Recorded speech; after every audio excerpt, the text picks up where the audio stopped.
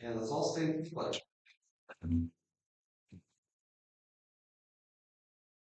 I pledge allegiance to the flag of the United States of America and to the republic for which it stands, one nation, under God, indivisible, with liberty and justice for all.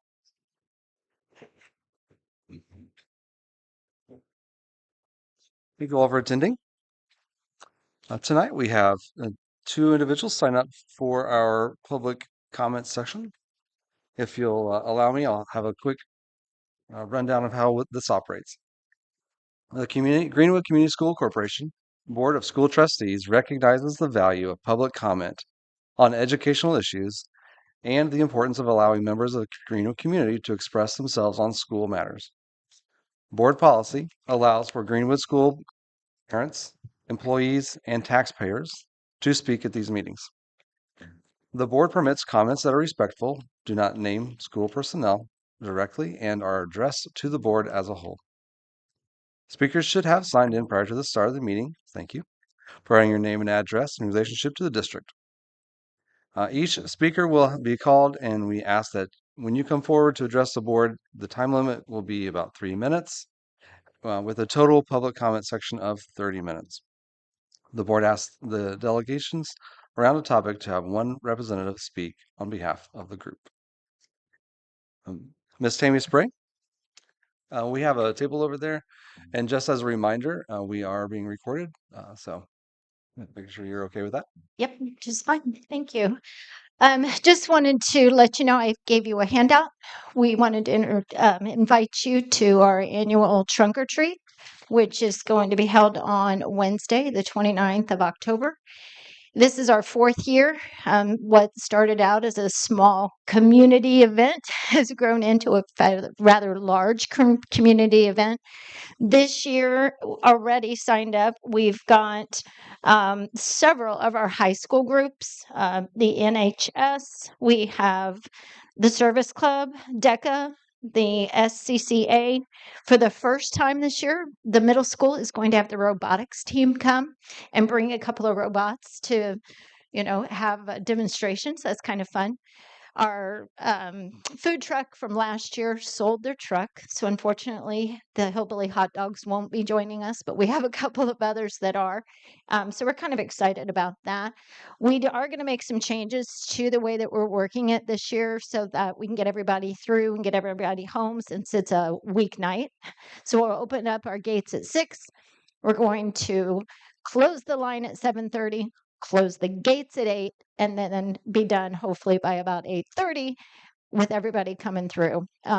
This last year, I think we probably had a good 2,000 people coming through there, and it was a great time. So we have got probably 25 buses being decorated for the school year and pretty excited about it. So please come out, even if you don't have littles, come out, take a look. You don't have to wait in line. Jump the line, come on in and enjoy some time with us. So, anybody have any questions? All right. We hope to see you there. Thank you.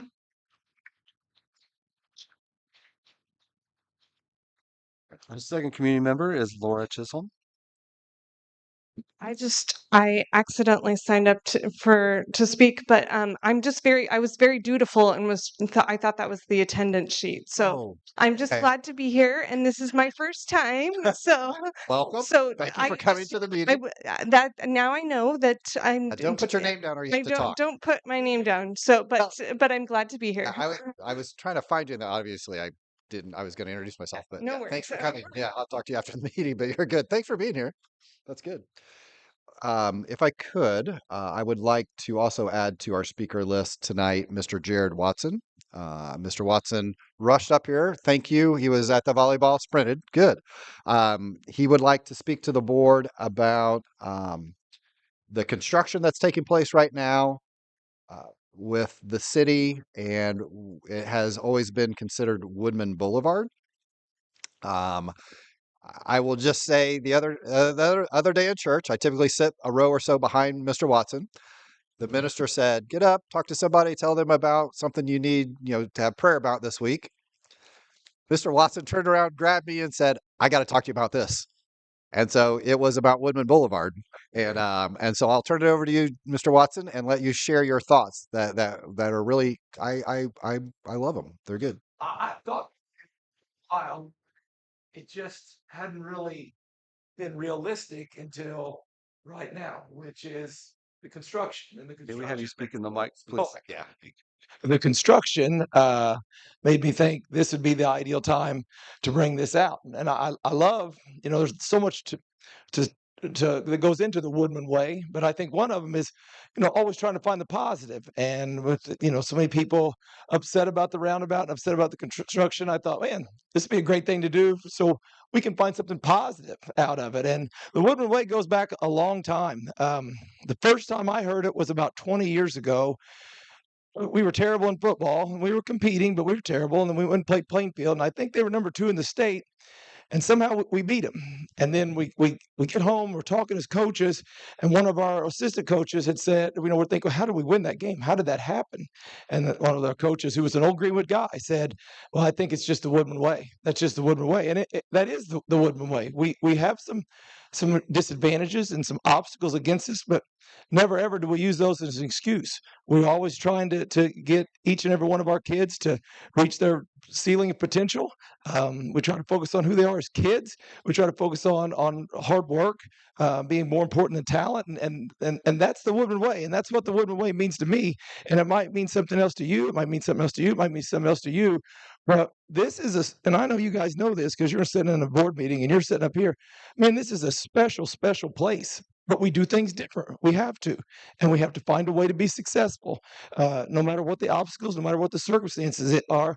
And to me, that's the Woodman way. And on top of that, I just think it would be really cool. On roundabouts, they always have signs. You come off and then the exit sign. If you just take that roundabout and then there's a sign that says Woodman Way, that way, go that way. That's the Woodman way. That's where we do things the Woodman way, our way, better than anyone else, or as good or as better than anyone else around. And that's what really got me excited about it. And I told a bunch of people, and I just kept forgetting to tell Dr. Hoon about it.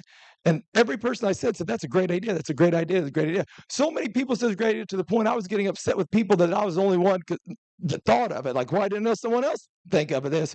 But he liked it and wanted me to come and share what I had with you. But I think it's a no-brainer. I think it's just a really cool thing. It's who we are. It's what we do. And I love to share our brand with people. I like, I couldn't tell you the amount of money I've spent on T-shirts in our strength program. The kids love them, but I love them too because they love to wear them and they love to see that brand across there. And I like that a lot. So I think anything we can do to promote who we are and how we do things, because I think we do things better than anybody. And I got a lot of confidence in who we are and what we do.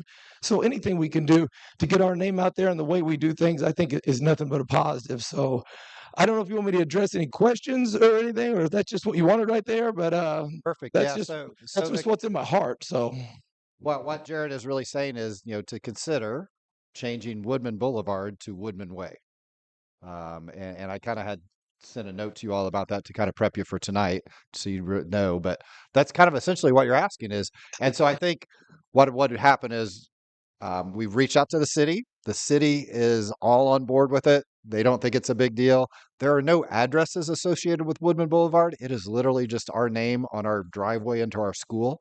And so even working with the post office wouldn't be a big deal. The city was very supportive of it. The people I worked with there really liked the idea. One of them has kids here, so he kind of understood. Another is grad and stuff and understands. So I think the next steps would be for us to consider that maybe as an agenda item next month. Honestly, and I think we continue to promote it and things. But yeah, I just wanted you to introduce how the background of it, Yeah. why you came up with that idea and the importance. yeah, that's what I believe. I got a lot of confidence in who we are and what we do, and no place I'd rather be than right here, right now. And I think it's important that everybody knows that we're special here. So it might not be the way everybody else does it, but we're always going to get the job done and our way, and that's Woodman way. So I like the idea a lot. I appreciate everybody's time, Dr. Tuna. Thank you for inviting me. Do I need to stay for the rest of this? No, you do. Okay, that's good. I'm going to go watch some volleyball. Yeah. Have you talked to some of the alumni? Because I mean, they went to school here. I I did talk to Adam Newper. He's an old woodman, and ask him, and he had no problems with it. And every person that was an alumni that's at Greenwood High School, no one has said, "Oh, that's terrible. We have to keep Woodman Boulevard. We have to." So, but I mean, inevitably, as you probably know, there were going to be people that complain. So, which is probably a good reason I'm here, because when people do complain, then you can guys can just point at me that I did it, and I don't care. So that works out good for everybody. You know what I mean? So, but no one I've talked to has Greenwood alumni or otherwise has had a negative word to say about it. If that answers the question at all. All right. Am I good again? You're good. Hey, thanks everybody, and thanks everybody for everything they do. I appreciate it. Sure. Thank you. And as a formality, on behalf of the board, I would like to thank you all for taking the time to speak with us on your concerns. We'll take your comments into advisements and continue to move. Thank you. Good job. Okay. Item number 2 on our agenda is the consent agenda. Do I hear a motion to approve? I make that motion. Second. Thank you. Any discussion on this topic? Okay, all in favor say aye. Aye. Any nays? Okay, thank you. Item number 3, 2026 budget and project public hearings. Mrs. Dowling. Welcome. LaShawn's bringing up my presentation. Feel free to speak amongst yourselves. It's also in the budget item hearing folder, if you want to view it Yes. there. And I appreciate it because I saw there was a link to the website with these things posted, so anybody in the public can go see those. Thank you.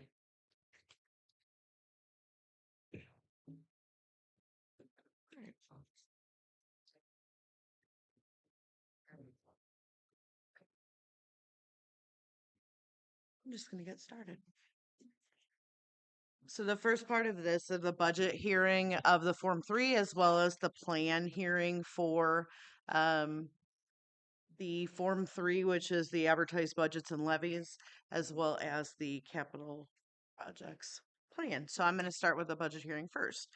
Yes, I realize you can't read this. I also have a copies in the back of the room. It is posted on the website, as well as submitted through the DLGF gateway. But this is just for an example. So this is what the top half of that form looks like. We fill it out, explain to them when the hearing is, and then the sort of lower part. Scroll that up. I apologize. Lists the budget estimates. So for rainy day, that's 2.5 million. For debt service fund, it's 6.457 million, $500. Education fund is 34,170. Thank you, 368. Operations is 11,774,771. The levy percentage that has gone up.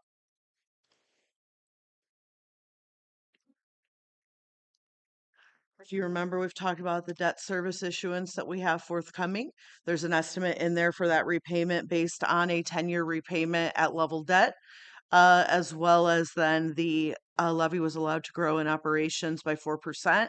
We elevated that a little bit for advertising just because the estimates are still estimates for the losses from tax caps. Give you an idea, the breakdown of those funds that we advertise, education is 62.2% of that spending. Operations coming in at 21. Debt service got a little bigger because of that anticipated debt number, but we don't anticipate the tax rate changing. State requires us also to advertise a capital projects plan for the next 3 years that are forthcoming. That is for any capital project or equipment purchase that exceeds $10,000 if we plan to utilize the operations fund. These are projects that are capital in nature as opposed to repairs and maintenance. So if the blower motor goes out, that is repair and maintenance as opposed to replacing the entire HVAC unit within a building. What can impact this plan, the biggest thing is interest is one of those things that when interest numbers are great, we can get more things done because they're usually one-time expenses every, 10, 15, 20 years. Or if we have an unusually high year of maintenance and repair expenses, that can have a really big impact. These items are the result of the meetings Mr. Ennis and I have with all of the building principals to talk through their requests, if you will. We go through those, evaluate them. Some things go on there, some do not, depending on if it's in line with the nature of the values of the corporation and how we fund money. I know Mr. Ennis is working on getting quotes to have like a long-term capital plan, which I think will help inform this process even further in future years.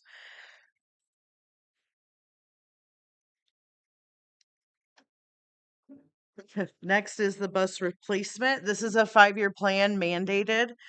We do, you'll remember from last year, keep our buses a bit longer than that 12 years because I'll settle on 7 square miles. And so the mileage is low. Obviously, our mechanics and our drivers take excellent care of our buses, so we keep them longer.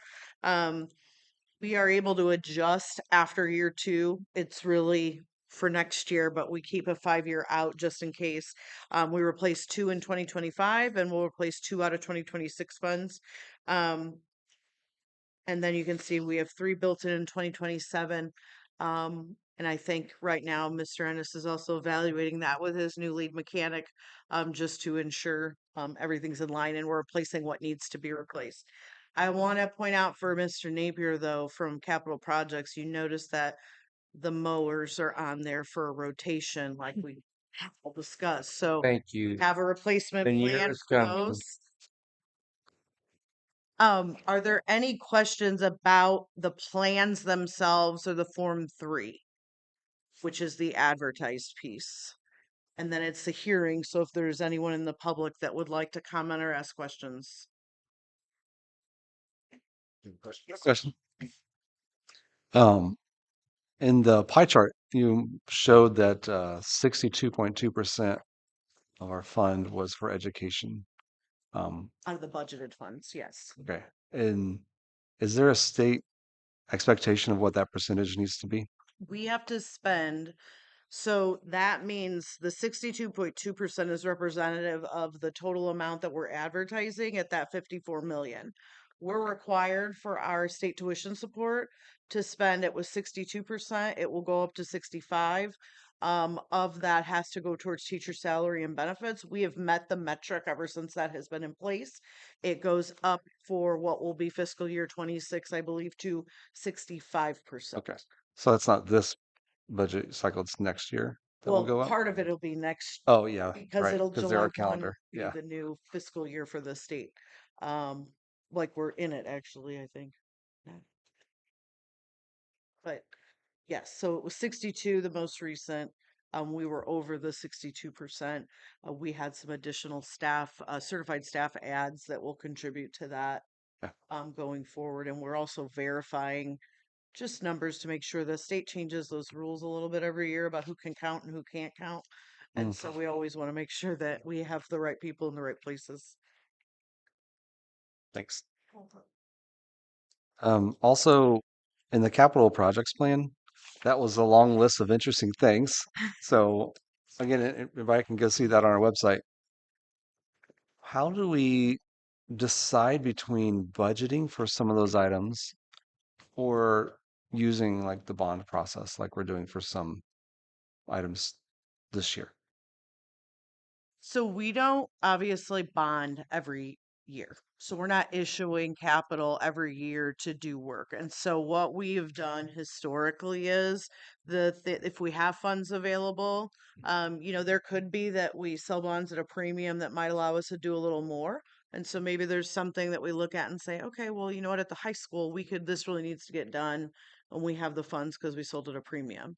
The flip side is you have to advertise in here if you're going to use operations. And so sometimes we show it there for advertising, but ultimately it depends on how expenses come in. if interest takes a big hit, that's going to impact what we can do for one-time expenses. If we have unusually high, repair and maintenance, we have storm damage, things like that. If those expenses go up, it impacts us. So generally what we've done here is about April, we start to evaluate where we are year-to-date expenditures, and we start to parse out the priorities to see what we can actually get done. I think that's a fair. Yeah, and a lot of the list to I guess answer the question, where did it come from, comes from work that Ms. Dowling, Mr. Ennis has done together and or meeting with whether it's a director or a building level principal to say, what needs to be done in this building or what are your concerns. And then they take that and kind of rank it, if you will. Whether it's, exterior lighting at ISOM has become more of a safety issue. It's kind of bumped up a little bit on our list, things like that. So that part of that list is developed just from reviews and conversations that they have and meetings, just to continue to maintain our buildings as they age. I Thank you. apologize. Thought I covered that in my first Yeah. part. Well, It's made up, I promise. no, thank you. That's all my questions. Any other questions that have come up since then? Again, we can open it up to the audience if you have any questions. All right, thank you. No approval needed for item number 3. Oh, Continue. I was just going to do the budget review Go. quickly. Um, So y'all have heard us talk about how our goal for this budget cycle was to maintain the status quo. We all know there's changes, impacts coming, and that's how we've planned. Um, just to give you an idea, some of the things that we've done to decrease expenditures. If you remember, you guys approved, I think this year, the Centers for Excellence for Cardiac. We invested in LED. Mr. Ennis actually had an assessment done because we discovered we didn't finish doing it at the high school some years ago, things to increase our operational costs. We entered into that agreement that the board approved to do alternate prescriptions to help control insurance costs. So we're looking at a lot of different things a lot of the time. I think it's almost like a TQM, if you will, because we're always evaluating, can we do that better, you know, more efficiently, with a lower cost. Um, the funds that are subject to the annual budget process, as you've seen, education, debt service, operations, and rainy day. Food service is a fund that we operate with. It is not required to go through the annual budget process. In the education fund, the additional revenues, as we've listed, Medicaid billing is now going to be a revenue source directly into the education fund. We're billing for shared services. You approved those agreements last month for us to be able to bill Center Grove, as well as Franklin Community and some of our other districts, and we have some in exchange. Expenses, we've had some, certified and sped staffing additions overall. And of one of my favorites is always state mandated. We have an excess cost process we go through that 5 years ago was about $1,600 a district, and this year it is 31,000 as our share. Going in when we have a student who has particularly high needs that needs services at a level, it's a fund that the state helps. But if you're sending 10 to 15 students there at 5,000 additional one year to the next, that becomes significant even when you're getting additional dollars. The education fund has compensation increases of 1 to 2% built into the plan. We're waiting on ADM to really know where that may land, and that information will inform what Dr. Terhune's recommendation is. There was an increase in state tuition support. It was attributable mostly to the move of curricular materials from being in its own fund into the the state tuition support formula. The next two funds, operations and debt service, are directly related to assessed value, and that was something new that we've learned since our meeting last month. So the assessed value here for our taxing unit went up just over 13%. Our operations fund levy growth is capped at 4%. And it's more than twice what it was last year, which is great. And a lot of that is done through the real estate trending process that the county assessor oversees and then submits to the DLGF. Just to give you an idea, this is like a 15-year history of all the assessed values. Um, we've had in 23 and 26 is where we've seen spikes over 10%.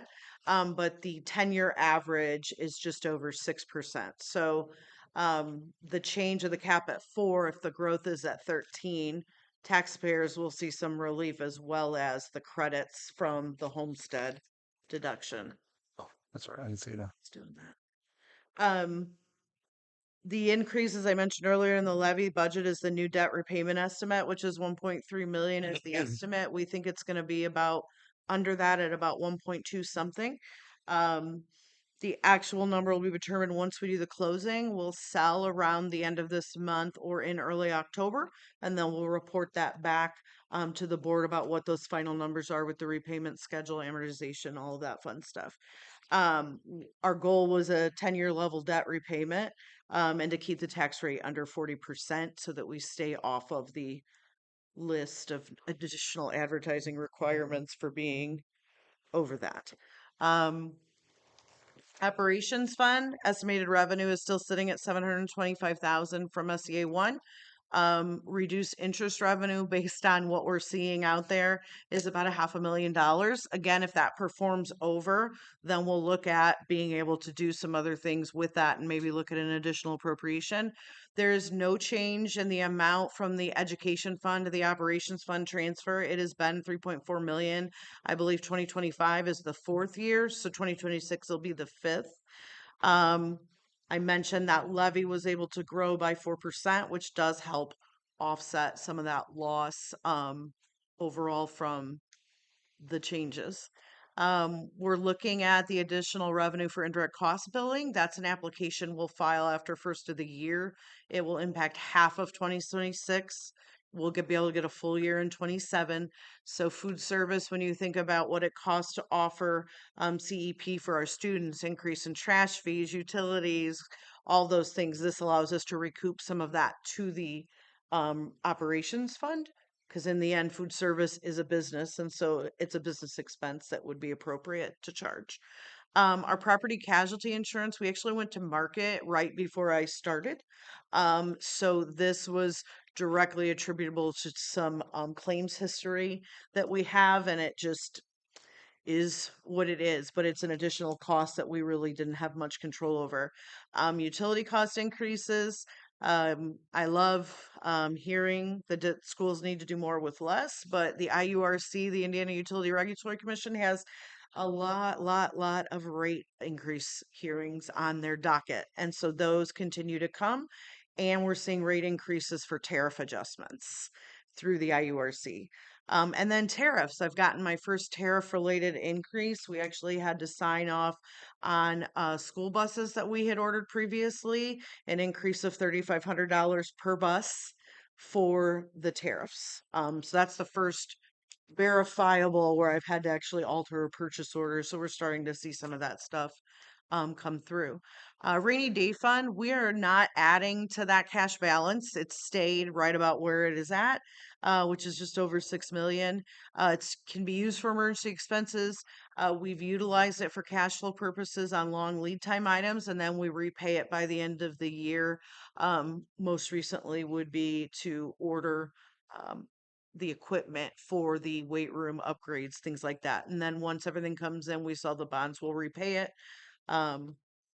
I did alter how we advertised it this year a little bit, only because we used to put it in a single line item. And I actually had somebody call and ask me about it last year because it was actually in executive administration, which isn't what we use it for, but it was just sort of a general account to book it into. And we made it a little more clear to the way we use it to not have folks be confused. For us, Dr. Terhune's laid out like whether it's appropriate for us, like investing in LED, like investing in, the upgrade of the transportation software. We need to continue to do those things, to lower operational costs. And now, once we get through the budget process, for us, it will be in the business office identifying all the costs, identifying potential revenue streams. We've got schools talking about, do we want to add back supply charges and fees? Do you want to start charging a parking fee to help offset asphalt? You know, what does it cost to do business as a school corporation wide for to evaluate what all of that means? Because at the end of the day, those, it's a lot of data that we'll have to go through. I know for me, one of my goals after my evaluation with Dr. Hune is to have a monthly budget summary report that I'm not sure if it's a present, but it's a share with the board that would update, appropriation stuff, financial matters. We're still working on it. It's about coming out in January with the new budget. Uh, but that concludes. There's no action required on this tonight. Certainly, I know it's a lot of data and information in that file, and so if you have questions on anything, please share those with Dr. Trehune so we can get anything you need. And then on the October 21st meeting, that's when you'll see the actual final budget documents to approve.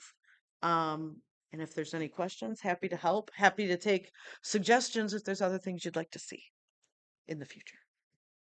And that concludes. Thank you. Thank you. And one slide you had like revenue loss and interest, Mhm. reduced interest payment. Does a reduced interest payment impact the revenue loss, or how do those two things work together? So interest in operations. So when interest is really good, as it has been the last few years, we use those dollars to be able to do additional things like replacing the door scan system, like getting the stop arm cameras on all of the buses. Um, So that was a budget estimate in 2025 of about 1.2 million, but those numbers are starting to drop. And so we had to drop the revenue number from 1.2 to about 700,000. And so it's about a $500,000 loss. So it impacts really what we can do in operations. But there's no guarantee it'll go down that low. We just don't want to add cash, but we don't want to be off the mark on the revenue. So I reviewed that. There's a lot of economic updates out there. Reviewed it also with Mr. Pritchett just to make sure. And he's like, I think that's realistic, Katie, based on what we're seeing. So Okay, thank you. Any other questions? I will move on to item number 4 then. Approval of 26-27 school calendar. Dr. Trehune? Yes, I'd like to present, and I added a kind of a cleaner version. In conversations with you earlier, Mr. Schaefer, I kind of realized the proposed calendar that I shared with the board was kind of our work calendar. I understood it. We start with our union. We started looking at the calendar, I don't know, middle of last year, early fall. And just so people understand, we take and start with our graduation date. Our graduation is always the Friday before Memorial Day. And then we work backwards from there. We also work with C9 and some of our neighboring schools to try to align some breaks, whether that be spring break or fall break, to get them more alike than different, just so that all of our kids going to C9 will be there at the same time, if you will, to make it easier for C9. So those are some of the considerations when we build our calendar. We do it kind of jointly with our teachers and get some input from them. And so I did give you kind of a little cleaner version that's it says draft, I believe. We will look at on a proposed calendar starting on August the 3rd next year. It always makes people feel good to start in August. Yes. And that all has to do with Memorial Day. Memorial Day has been earlier in the month. Now, when we get to the 26-27 school year, Memorial Day has slid back, and it just relaxes our calendar here much, much better. So, yes, we'll start in August, have, Labor Day off, a week of fall break, a week again at Thanksgiving, 2 full weeks at Christmas, which is nice, again, because Memorial Day is a little later. And then a 2-week spring break with I think there's a built-in snow day again, right around President's Day, which hopefully we'll get to just enjoy President's Day as an off day. And then at least on this 26, 27, May of 27, we will end school on May the 27th, have a teacher work day on the 28th, and graduate that night. And so that's just a little update on the calendar and kind of the work that goes through. We looked at many different versions and ultimately settled on this one. And a lot of it we try to balance first semester days with second semester days and different things like that. And take into consideration our C9 schedule too. Thank you. Thank you. Do I hear a motion to approve the 26-27 school calendar? Make a motion to approve it. A second. Thank you. Any discussion on this item? I would like to note of all things that our board does, the kids complain about this one the most. So here I go. But the August date's really going to help. I was going to say this should make people happy. It made a lot of people happy, I will say, and it's just a factor of when we graduate. It's a historical. I think we've always graduated. I can remember my sisters in the 1970s. We graduated on that Friday before Memorial Day. It is just tradition. So it causes calendar issues. And I So, realize there's a lot of other factors that Factors, yeah. impact this. Yeah, I'm trying to do a lot of compromising here. So, with the discussion concluded, all in favor say aye. Aye. Any nays? Item passes. Number 5, approval of sport camp and overnight field trips. Dr. Trehune. yes, we have one sports camp that is a wrestling camp, which is going to take place in October. And then we have 2 overnight field trips for you to consider. The first is the annual Westwood 5th grade trip to Camp Tecumseh. And then the second is a cheerleader, happens to be a competition, and that will be in late January into early February for a couple days. Thank you. Thank you. I hear a motion to approve. I'll make that motion. Second. Second. All right. Any discussion on this topic? Okay, all in favor of approving the sports camp and overnight field trips, say aye. Aye. Aye. Any nays? Thank you. Passes. Item number 6, approval of Neola policies on first reading. Yes, there are a handful of Neola policies for you to review. They cover things from nepotism updates, some technical corrections on curriculum policies that are there. The annual performance report is no longer required to be published and things like that, so that has actually been rescinded. And some real minor, or actually some bigger language on field trips. So you may want to look at that. And I tried to give you a little summary of each one, just so you know what it was about. And then we'll have another set of first policies to look at again next month as we get into that. But as you get questions, always feel free to reach out, and I can either clarify or explain or work with you on those. Thanks. Okay. Do I hear a motion to approve the Neola policies on first reading? I'll make a motion to approve. And a second, please. Second it. Thank you. Any thoughts or questions? All in favor, say aye. Aye. Aye. Any nays? Item passes. Dr. Terhune, number 7, approval of elementary construction club MOU. Yes, so this is an exciting one. The Indiana Construction Roundtable reached out again this year with an opportunity for our elementaries to have a construction club. They provide curriculum for that and also a small stipend for the person leading it.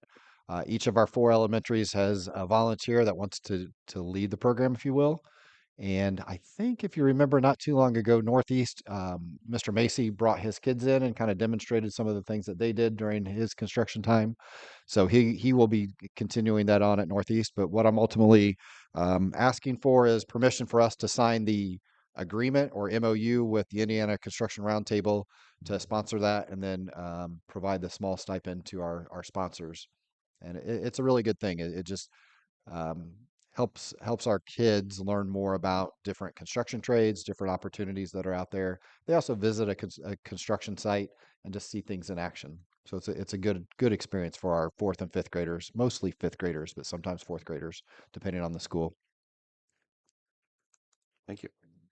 Do I hear a motion to approve the elementary construction club memorandum of understanding? Motion to approve.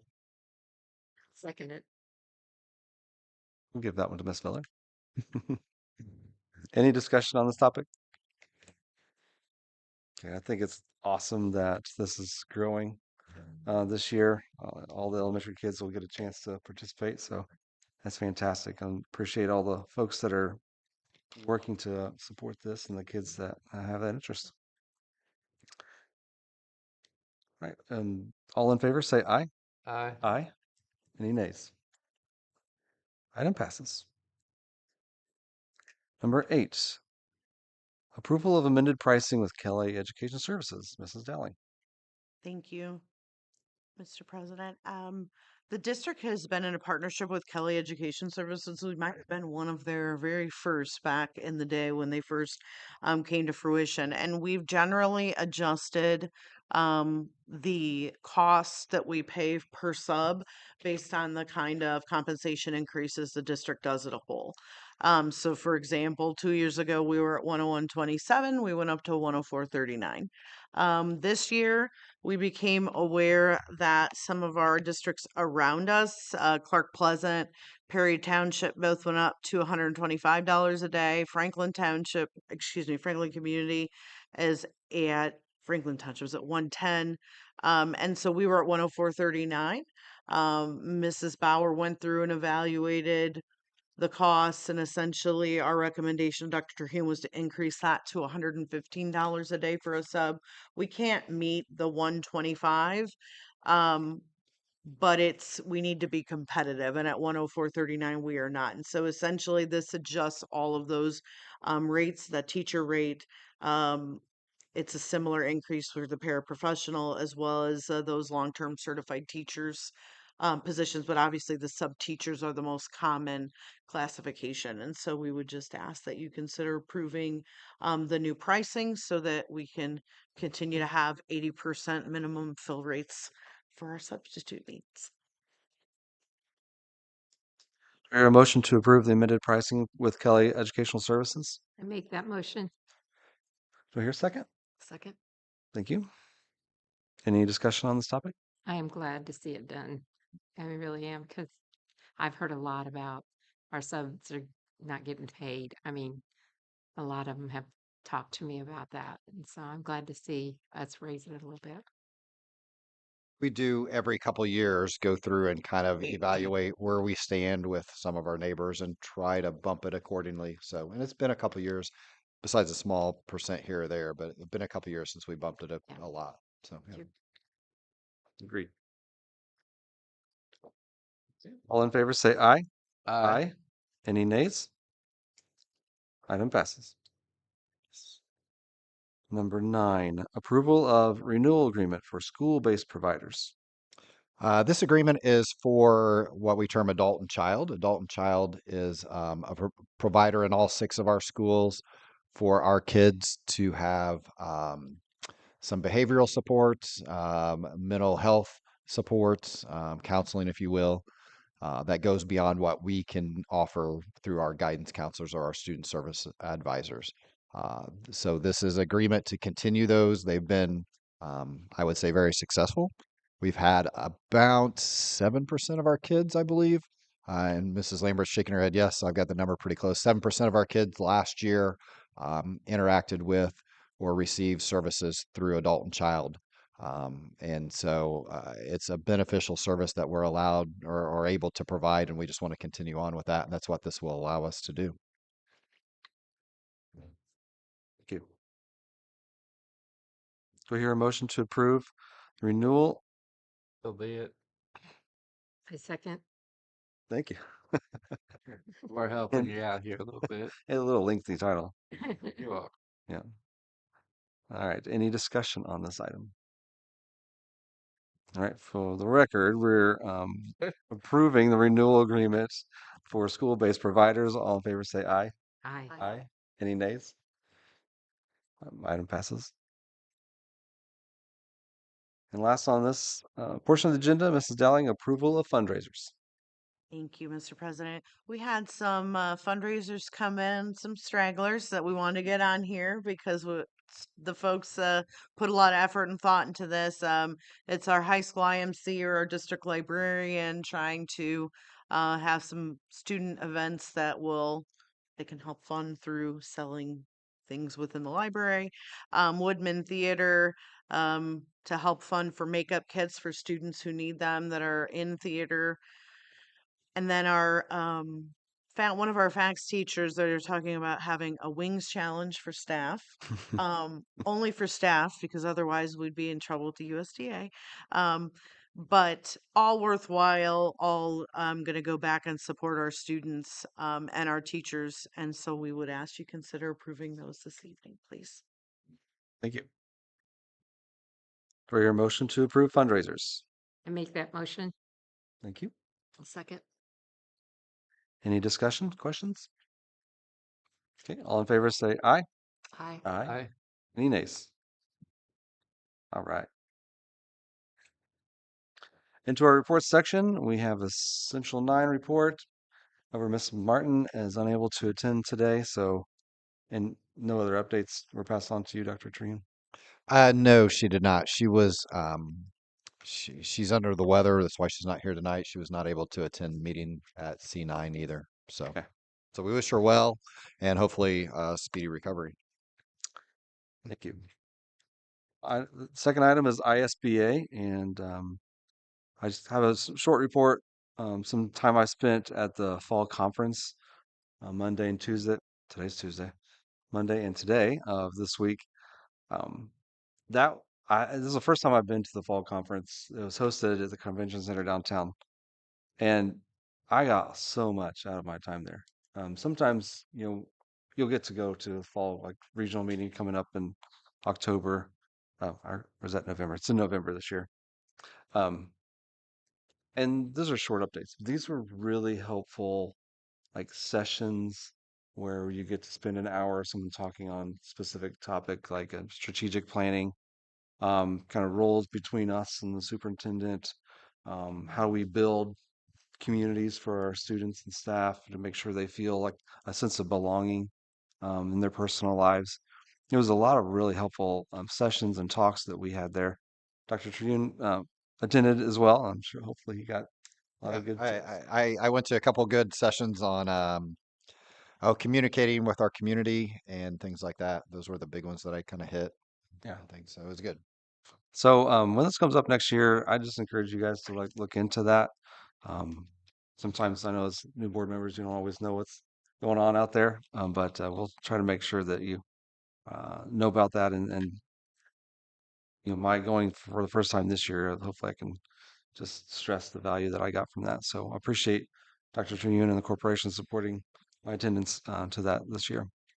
And I'll make sure next year we'll make sure everybody is aware of it, and if you're willing or able to go, we'll kind of help coordinate that and do a little better. So good. As I mentioned, the fall regional meeting will be coming up in November for ISBA. I try to go to as much of those as I can as well. I think they're very helpful. It's held at Primo Banquet Center on the south side of Indianapolis. It's coming up in November, like I said, so we've got a little time to sign up still. But they typically go If you're over. interested, let me know and I will get you signed up. Yeah, I will yeah, say that. that's I'll remind you in a weekly note, but let me know. typically they handle like the latest legal matters that schools might be impacted by, and just preparing us in case something like that happens at Greenwood, or any like legislative reviews. So this might be an upcoming. Here are the things that the legislator might be focused on in the next sessions. So it's really helpful, and they have a dinner there you can enjoy as well. So when that comes up in November, just encourage you to go if you've got time. So that's the end of my report. Director of Operations, Mr. Ennis.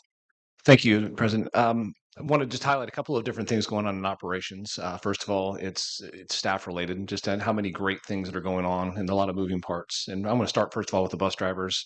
The ever changing as you drive into the spot, that's getting harder and harder to turn in. And just kudos to our bus drivers and all the things that are going on. Our bus drivers, the radio is always this road is closed. This road is not operational. We can't get through here. So just the accolades to the drivers, to Miss Spray. She just does a wonderful job in terms of of putting out potential fires. Where's this child? Where's this child? So I can't sing their accolades highly enough. Mrs. Dowling made a comment earlier about the possibility of a facility study. Facility study is something that I would hopefully, I'm gathering some information on so that I can present to Dr. Terhune and to the board some of the things that we need as a district in terms of some of the things like even with the plumbing underneath the high school or Southwest Elementary School, some of the things that are not the most exciting, but some of the things that we're going to need to know. And I also just want to kudos to just the grounds team, just in terms of there's projects that go around that sometimes that just our maintenance guys are stretched very thin sometimes, and they do a fantastic job. But the grounds guys have jumped in and put out fires before they were even fires. So it's Not literal fires. not real fires, not real fires, not literal fires. So yeah, I appreciate that. So I'm very, very pleased with the group of people that I'm working with, and I like to see that they're the superstars. I just kind of get to do the report and share all the great things that they're doing. So thank you. Mr. Hess, I pointed out earlier this week that there was a special bus driver that went above and beyond for support of the girls volleyball team and on an away match when it went really long, and he bought them pizzas for the whole team. I was like, I don't know if that was something approved or not, but him taking the initiative to do that, it really lifted the girls' spirits, and they needed it that night. So I appreciate it. That because one of the things we started at the transportation was the voice team, and it's basically an opportunity for all the drivers and sport to have a voice. And I always start each of those meetings with a PDA, which is not a public display of affection. A PDA is a public display of appreciation, and that was some of those were some of the comments that were in our first voice team meeting. So thank you for that note. Director of Teaching and Learning, Dr. Jackson. Good evening. So I'll talk about three different things tonight, instruction, assessments, and grants. So first of all, I have a really exciting time going around and visiting several classrooms. By October, have visited many classrooms in all of the 6 schools here in Greenwood. And basically, these visits are just to go by and celebrate the excellent teaching and see if there's any needs for professional development. So those have been really fun for me. And I walk with the principals, so it's been fun. Assessments are coming up. So the first assessment that's going to come up are the I Learn checkpoints. And just to review what I Learn checkpoints are, they are through year testing. There are 3. So last year, Greenwood did a great job of piloting the I Learn checkpoints. This year, they're operational. So that means everyone has to take them. It's a state mandate. It's in grades 3 through 8. It is supportive of our summative of iLearn, so our students will be able to have practice with ELA and math. So those students will begin to take those. So we've been getting information out to all the staff, the teachers, and making sure their instruction aligns to what those tests will cover. That the first one will be in October 6th to October 31st. The great news about this is also we have a new family portal that will come out through the IDOE. So families will be able to see the results of those assessments right after. So we're able to link up the student ID to be able to share with the families how well they did on those assessments. So they can also be supportive of the instruction at home. And we'll be able to look at those reports to help the students and to make sure they're grasping all the concepts. Then we also have PSAT at the high school that'll be happening for our 10th grade students. That will be coming up around the exact same time. So there'll be a lot of testing almost. Our entire school committee from 3rd grade through at the high school will be doing these tests. The PSAT, just as a reminder, it really goes over ELA and math. And it also just supports us with our college and career readiness and also potential for the National Merit Scholarship. So we want to make sure our students are prepared and have opportunity to be able to participate in those scholarships. And also, just as a follow-up, one of the great things about assessments, I know a lot of people are like, oh, assessments, but assessments also help us determine where we are and to also be able to support our students and looking at protocols and looking at that data to move forward. So if we don't know where we are, it's really hard to determine what the next steps are for students. And I have some exciting news. So we talked last time about the Project Lead the Way grant. So we actually received it. So we received basically 5 grants. The 4 elementaries all received $4,900 each, And with that money, we'll be able to provide training for teachers. Training with Project Lead the Way is very expensive. So they'll provide the training for our teachers and the cost of just the launching of the program. At the middle school, we received $9,100. So in total, we received $28,700 through Project Lead the Way to support the launching of Project Lead the Way in Greenwood, which will be new for us. So it's very exciting.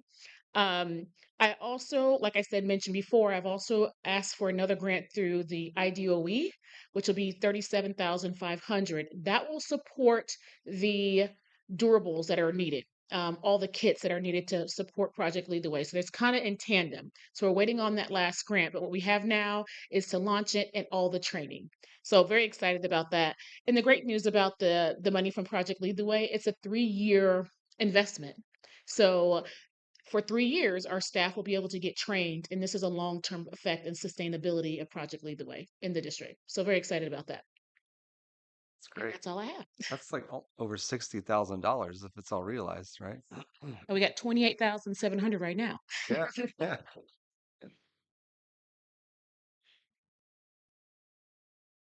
That's cool. Very cool. Um, Going back to your family portal, the assessments, what assessments can families access on Yes. that So website? it'll be the I Learn checkpoints, and after that it'll be I Learn, and it'll also be I Read, and it will also be the I Am. I Am is the alternative assessment. So all of those assessments will be able to the families will be able to So see. all state assessments All will, state assessments. okay, got it. And it's and each child will have a individual number or ID. So if you have more than one child, you'll have more than one ID to see that portal. Okay. Is that correlate to their school ID or is it some another state ID that they It's give? it's a little bit both. It's a state ID, which we would roster in a system called Tide, which is through the Cambian, which is through the state testing mechanism. And once we tie that together, so they'll be able to have a identifiable Yeah. number just for that child. But we work with the state, like I'll work with Brian to make sure that we have it all together. But I've been going through all the trainings. It seems very seamless, and that the families will be able to have the number to just Okay. go online and see the reports. Will they have, I know when we get the reports in the mail, they come with graphs and charts and stuff. Yes. Will it have that and more, or is It it? will have more. I actually looked at one just because I knew you probably asked me this question. I'm gonna write you guys. So within there, it will tell them the standards if they're approaching proficiency, if they're getting close to proficiency or proficient on that particular standard. Then it will also tell them what supports can they do at home or what the school should be doing as Oh, well. And it will give them resources, for instance, where to go to get interventions, whether it be like I need to go to this website or this program. One of the exciting things that we do have is one of the platforms that we use currently, which is called IXL. We use that 3rd through 8th grade. That has a connection with instruction as soon as a student has finished taking the iLearn checkpoint. We have integration with IXL, which is a platform they use on a regular basis. That will give the student a personalized pathway to support their instruction after they take that test. So families can practice on there. So that's also another exciting thing that just happened this year too. neat. So Thanks. a lot of great things happening.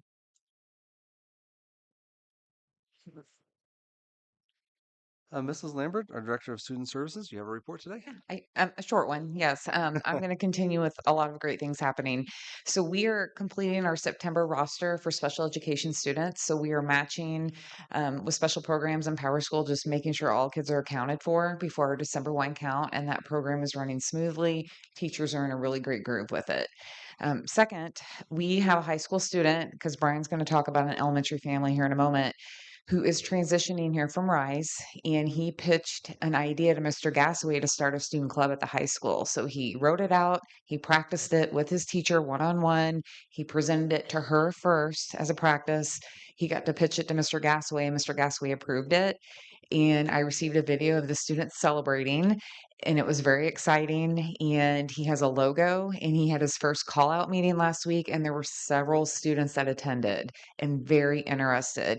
He attends 3 periods in the afternoon at the high school, and the rest of the time he's at Rise Learning Center. So this is a huge just it just is a very good feel-good story, and I think it's very important to know that our administrator everyone in this district's just working really hard for all kids, and I wanted to share that story with you.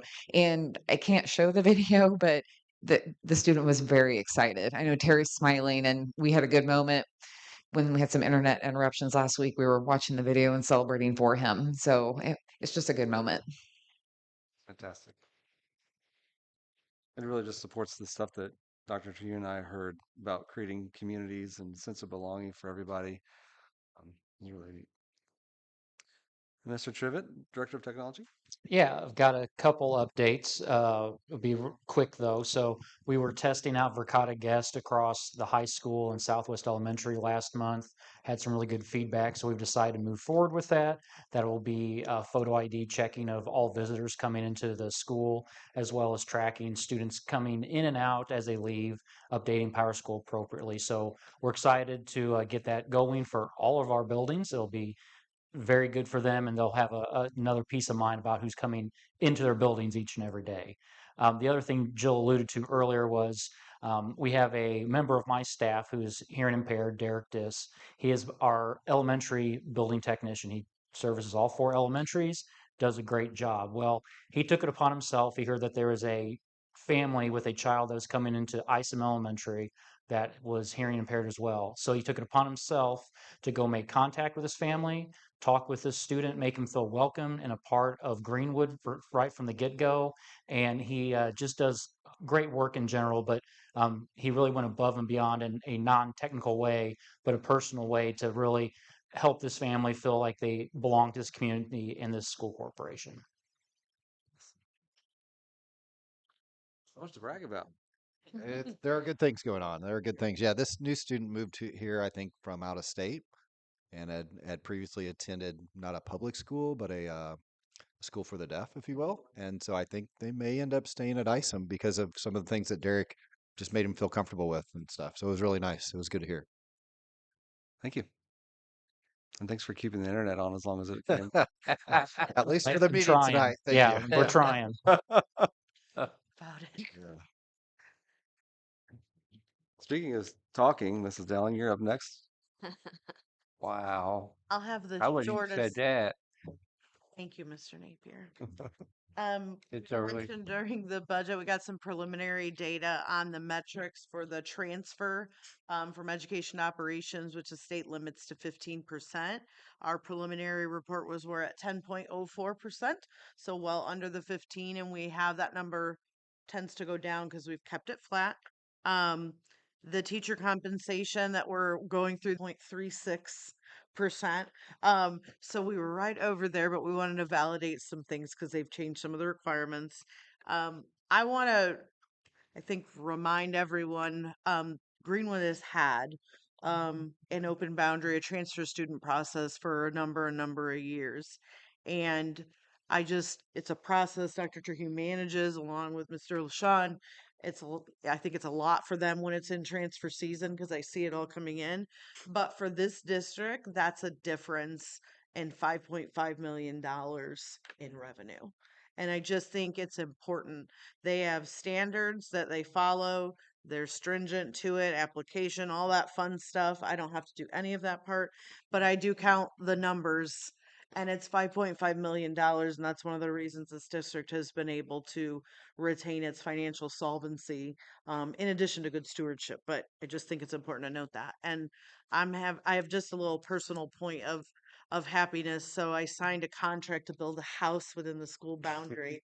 Tomorrow is my design day. So sometime in 6 to 8 months, I won't be commuting any longer. Fantastic. Congratulations. Congratulations. Thank you. Dr. Trujillo. Yeah, just a couple good things to add on to what everybody said was, and first, Dr. Jackson, I wanted so much to put that in our weekly update to you all but I left that for her to share about the Project Lead the Way grants. What she didn't share with you, or maybe wasn't real clear, was she applied for $10,000 but received 28,700. So Usually it doesn't go that way. Usually it goes the other way. But I know last week we had a phone call from Project Lead the Way, which is always like not. Sometimes it's usually not a good sign. Like they're trying to figure out how to cut things or what's the minimum you need. And then a day later we got our grant notices, and I read them several times because it didn't make sense because it was so much more. So kudos to her for that. That's always exciting when we get grants, but even when we get more than we applied for, which doesn't often happen. So that's really good news.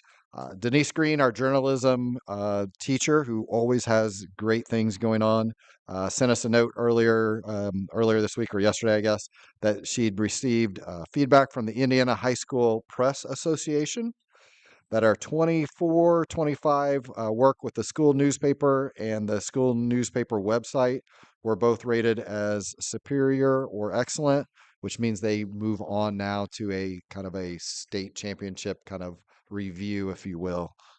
So again, more good news from our kids, in her program last year, which we expect to continue on this year. Mr. Ennis and I spent the afternoon with the local construction guys and the city. What we learned was that our roundabout here is making good progress. If I understood right, they may make a change in how we enter and exit uh, Greenwood High School and Southwest as early as next week. They're kind of going to make that decision within the next couple days. I'm looking at Dave. I haven't heard anything yet from the afternoon since the meeting, but if they're on schedule and they've got the right curbs poured on the new part and some other things done, they are gonna switch over how we enter and exit. We just ask that the more time they give us, the more we can communicate that to our families. But they said they would know later this week. It could happen as early as Monday. So we did ask them to wait through the weekend because our high school band has the invitational they host, the Greenwood Invitational. It is the biggest invitational outside of state finals each year. And we'll have nearly 30 bands here with semi trucks and different things coming onto the property, and we think that they should be okay. Our semi has made it in and out okay the last couple weekends, so we're confident that it should go over fine.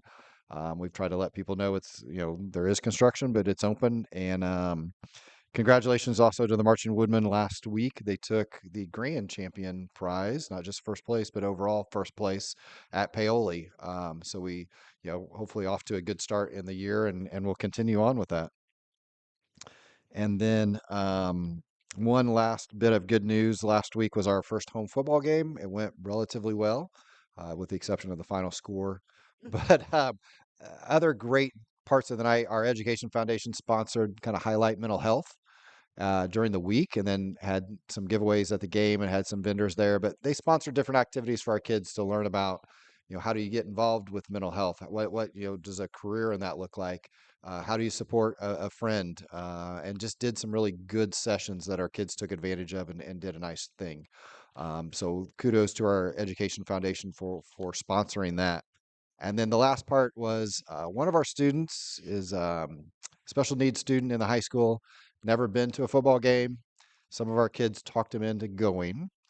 When the football coach found out about it, he decided that this student would lead the team onto the field. And so they got a golf cart to allow him to kind of lead the team out onto the field, and sponsored, actually gave him we our football helmets only last so long, and then they kind of decommissioned them, if you will. He took one of the decommissioned football helmets and got it autographed by the staff of the football team and administration at the high school, and then also presented that to this student. And our cheerleaders came over and kind of talked with him during a timeout, and it was a great occasion. It just spoke to how our kids. We have wonderful kids who do good things, and that was just a great example of being inclusive of all. And I know it made his night. I had a great picture. I tried to send it to you to add tonight, but I didn't quite get it to you in time. But a great picture of him with the football helmet on, just laughing and smiling and stuff. So it's good. I will share that out with you all this weekend. But that's the last thing I have. And thank you for all being here. Better woodmen create better people, they say. That's right. Better woodmen make better people, or better people make better woodmen. So yes, that is true. Any other comments from our board? I would like to also support the trunk or treat coming up. We go annually, and it's so fun to see everybody in a little different setting than normal. So make time for that. And also, really excited about the Woodman Way idea myself personally. I think that it's a fantastic way of kind of tying in a lot of what we do culturally with something to remember as we enter and exit the grounds. So looking forward to seeing how that comes about. With that, a motion to adjourn So be it. at 8:13. We'll adjourn. Thank you. And we have a few things for you all to sign before you take off. Thank you.